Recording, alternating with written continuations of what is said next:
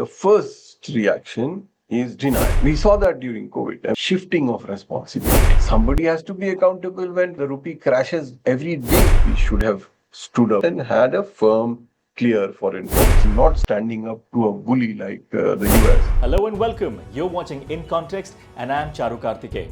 We've heard why asking people to stop buying gold is a strange request in times of war. Now we dig deeper into these contradictions. Dr. Amir Ullah Khan joins me again in decoding what these economic signals mean for your wallet. Welcome to part 2 of our discussion. Amit, many would say that technically this is just a step up from what the Prime Minister announced in the Lok Sabha a couple of weeks ago, that this is looking like a COVID-like situation, so we would have to respond like we responded in that era.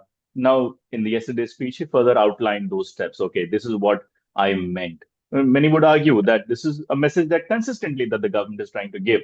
But there's an impression that largely this is not the impression that the government has been trying to give out. In fact, the government has been trying to dispel the impression ever since the West Asia crisis began that there is any crisis. What the impression has been that it's all hunky dory, no LPG crisis. Initially, they said no LPG crisis, everything is fine.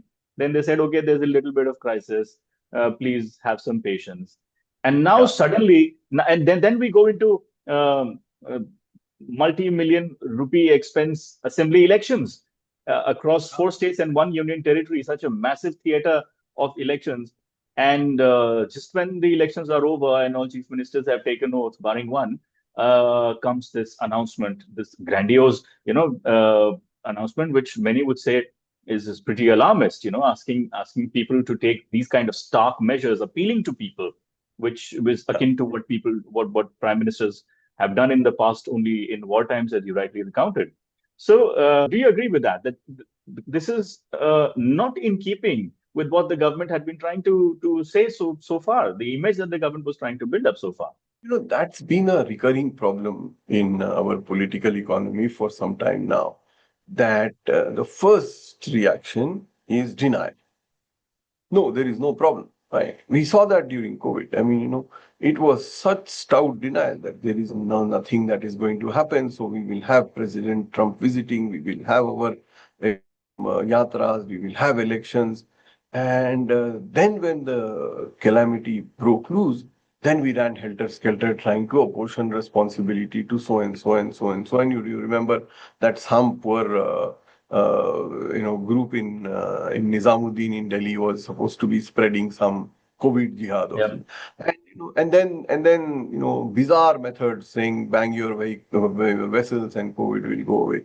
So there is this thing that we are seeing in everything, that there is no calamity, there is no problem. And then when there is some, like in demonetization, people standing in the queues, dying, but there is a denial. No, everything is fine. Or with GST, when the whole MSME sector collapsed. So that seems to be the recurring trend, that you say, no, everything is fine. When the dirt hits the ceiling, then start putting blame on everybody. If you found Dr. Khan's views interesting so far, then please stay tuned because much more is on the way.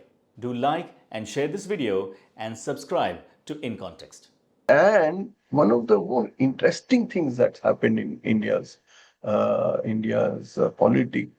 political structure and political governance has been this shifting of responsibility. See, what has happened is that if India is dirty, if India is not swachh, then people are responsible. They are dirty. They don't have civic sense. If accidents happen, then people don't know. They are responsible. They don't know how to take precaution. If there is a drug problem, then people are like that. The responsibility, the accountability of the state has just about disappeared. When there is a health problem, somebody has to be accountable. When there is a pandemic, somebody's head should roll. When there is a inability to forecast what is going to go on and build reserves at the time when crude prices are the lowest, then somebody has to be accountable when crude prices go to 105 and 120. Somebody has to be accountable when the rupee crashes every day and reaches 95 rupees. It cannot be that it is because, Charu is going to spend, going for medical treatment abroad. It cannot be that Charu is buying a gold ring, and that is why the Indian current account deficit is, going out of hand. No, it is not Charu's responsibility.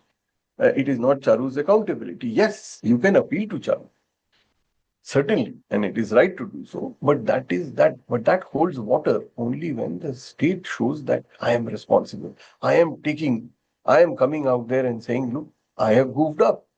We did not realize this problem.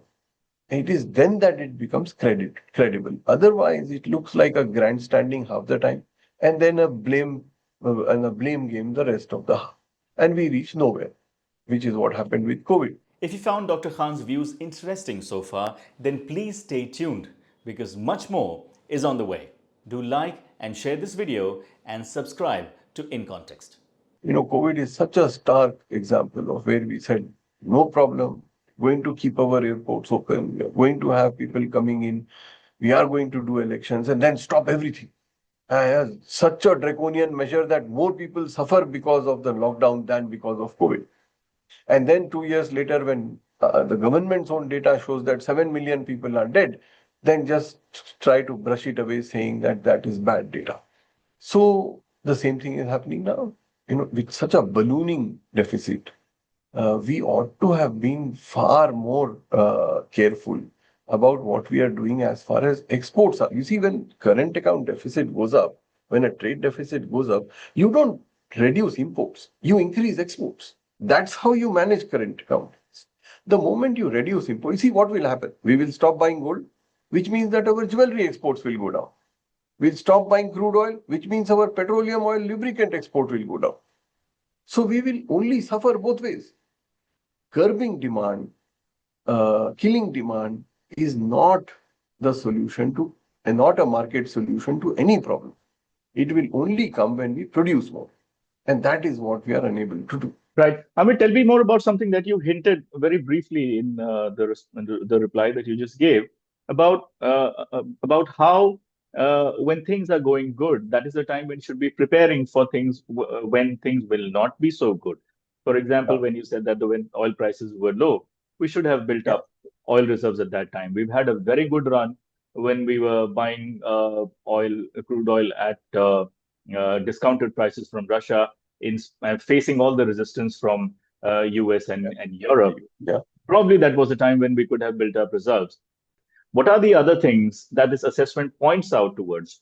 That there were some steps, there were some preparations that the government could have made at least in the last couple of weeks when the West Asia crisis started unfolding. What were the preparations that could have been made, but the government failed to make them? So very simply, there are two things there. One is that we needed a lot more of reserve. We saw that China was so much better off because China had built 6 months and 8 months of reserves, or maybe a year of reserves. So that was a simple thing to do. Just ensure that discounted prices that both Iran and Russia were giving us were used well. Secondly, while negotiating, ensure that we stood our ground and we said that no, we will buy oil from you. Nobody is going to tell us who we should not buy oil from. We will buy from Iran. We will buy from Russia because we need cheap time. It's your war. You fight it, and